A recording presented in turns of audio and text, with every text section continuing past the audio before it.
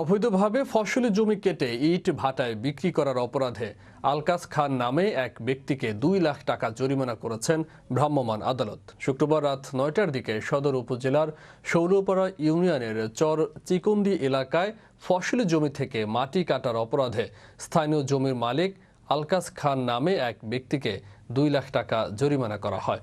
তবে এই কাজ অব্যাহত থাকবে বলে জানান সদর উপজেলা নির্বাহী কর্মকর্তা। শৌলপাড়া ইউনিয়নের বিভিন্ন জায়গাতে গালো মহল মাটি ব্যবস্থাপনা আইন 2010 অনুযায়ী মোবাইল কোর্ট পরিচালনা করা হয়েছে।